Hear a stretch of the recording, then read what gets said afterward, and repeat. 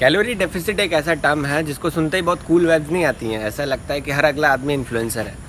But जब ऐसे लोग इस टर्म का यूज़ करते हैं जिनकी एक्सरसाइज फॉर्म देख के मेरी बैक में पेन होता है, तो समझ में नहीं आता है कि इनको फिजियोथेरेपिस्ट का कॉन्टैक्ट नंबर शेयर करूँ या सिंपैथी की नज़रों से देखूँ।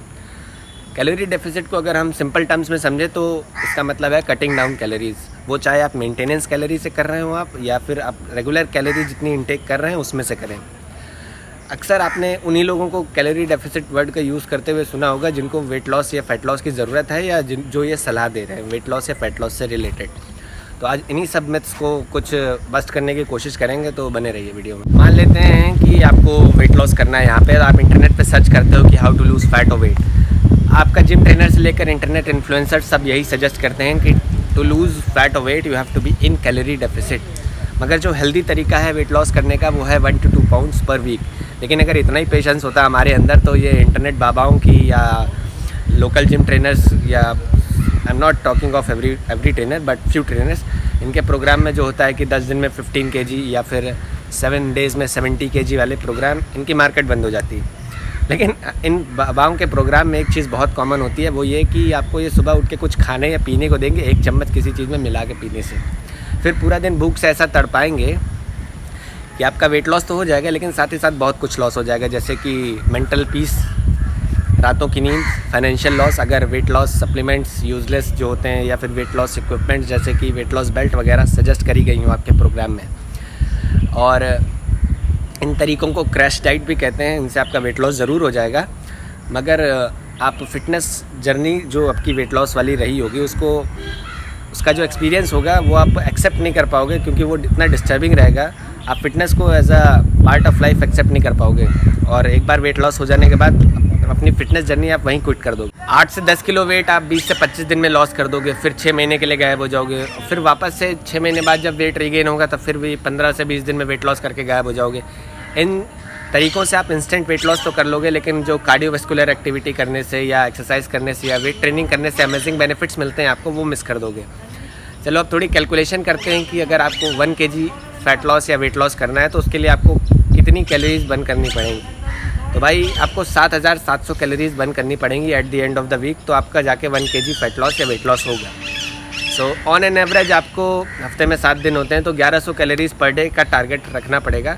लेकिन at the end of the week 7700 calories burn करनी ही होंगी। अब वो चाहे आप डाइट से डेफिसिट क्रिएट करो या वर्कआउट करके करो। अगर आप डाइट से कॉम्प्रोमाइज़ नहीं कर सकते हो तो वर्कआउट करना पड़ेगा आपको। अगर आप वर्कआउट करने का मन नहीं करता है तो डाइट से डेफिसिट क्रिएट करो। लेकिन अगर आप यहाँ पे मेरा ओपिनियन जानना चाहो कि मेरे जैसा मक्कार इंसान जिसके पास ना तो इतना टाइम है कि सुबह से शाम तक ट्रेडमिल पर भाग के 1100 कैलोरीज़ का टारगेट अचीव करे, और ना बिना नमक चीनी के उबला खाना खा सकता है हफ्ता भर, तो मेरे जैसा इंसान यहाँ पे क्या करेगा? तो भाई मैं तो यहाँ पे कोई शॉर्टकट ढूंढूंगा जिससे मेरा वेट लॉस भी हो जाए आराम से, और मुझे मेहनत भी कम करनी पड़े, और टेस्ट से कॉम्प्रोमाइज़ भी ना करना पड़े।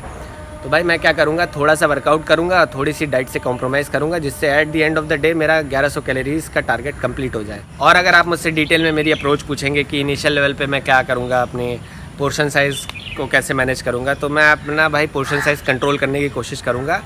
जैसे मैं 4 रोटी खाता था, उसके साथ 1 कटोरी चावल लेता था, या तो मैं 4 रोटी खाऊँगा या 1 कटोरी चावल लूँगा। दिन में 2 बार फास्ट फूड खाता था, तो मैं कोशिश करूँगा कि 1 बार खाऊँ या अल्टरनेट डेज़ पे खाऊँ, ठीक है। और वर्कआउट को लेकर मेरी क्या अप्रोच रहेगी कि मैं वेट ट्रेनिंग इंट्रोड्यूस करूँगा अपने प्रोग्राम में, और वर्कआउट करने के बाद मैं स्लो इंटेंसिटी कार्डियो भी ऐड करूँगा वेट ट्रेनिंग करने के बाद, ठीक है। लिफ्ट की जगह स्टेयर्स का यूज़ करूँगा। मम्मी को ऑर्डर देने के बजाय अपने काम में खुद करूँगा। पेट को वॉक पे ले जाऊँगा। और अगर मुझे कोई घर के काम से बाहर जाना है, जो मैं बाइक से या कार से जाता हूँ, तो अब मैं कोशिश ये करूँगा अगर नियर बाय प्लेस पे जाना है तो मैं वॉक करके जाऊँ। तो इन सब तरीक़ों से आप eight the end of the day 750-800 calories he burn कर पाओगे। तो या तो मैंने फिर आपको कैलकुलेशन गलत बताई है, या फिर मैं कुछ झूठ बोल रहा हूँ आपसे। नहीं, मैं झूठ नहीं बोल रहा हूँ आपसे। आपने जो ये फूड इंटेक किया है उसके ब्रेकडाउन के लिए, उसके एब्जॉर्प्शन के लिए, एक्सक्रीशन के लिए एनर्जी लगती है, ठीक है। आप थोड़ी कैलोरीज़ वहाँ से बर्न करोगे। आप वर्कआउट करके आए हो जिम में, वेट ट्रेनिंग करी आपने इंटेंस, उसके बाद कार्डियो करा, आपका मसल ब्रेकडाउन हुआ है, उसकी रिकवरी के लिए आपको एनर्जी लगेगी, तो उसके लिए आपकी बॉडी अलग से कैलोरीज बर्न करेगी। आप ये वीडियो देख रहे हो आँखों से, हाथ में फ़ोन पकड़े हो, लाइक करने का मन कर रहा है, उसके लिए एनर्जी लगेगी। और साथ ही साथ आप जब सोएंगे, अच्छी नींद लेंगे 7 से 8 घंटे की, उसके लिए आपकी बॉडी कैलोरीज बर्न करेगी। तो इन सब तरीक़ों से आप किसी दिन 1000 कैलोरीज बर्न करोगे, किसी दिन 1200 भी करोगे, लेकिन अगर at the end of the week आप 7700 कैलोरीज बर्न करने में सक्सेसफुल हो जाते हो तो आपका 1 kg वेट लॉस या फैट लॉस आराम से हो जाएगा। सो आज के वीडियो के लिए इतना ही। आपसे मिलता हूँ अपनी अगली वीडियो में। Till then take care and keep loving yourself. Bye bye.